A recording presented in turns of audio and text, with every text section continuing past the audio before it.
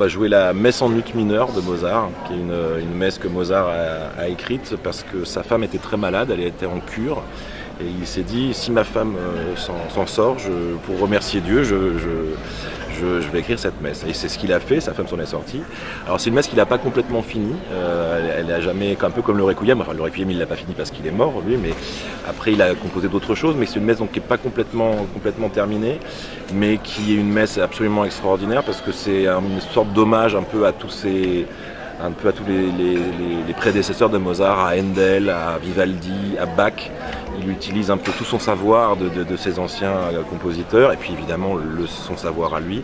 Et c'est une messe du coup qui est très variée, avec une part très belle pour le chœur, qui a des grands morceaux. Le chœur qui est souvent divisé en deux chœurs d'ailleurs, c'est ce qu'on appelle des doubles chœurs, donc c'est une partie du chœur très, très délicate.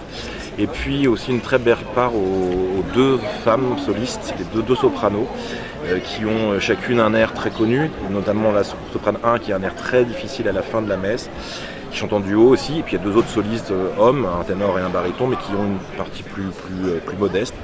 Et voilà, donc c'est une messe très variée et un des grands chefs-d'œuvre de Mozart. Tout le monde connaît le Requiem, bien sûr, ce qui est une œuvre magistrale, mais cette messe en ut mineur est vraiment de cet acabit.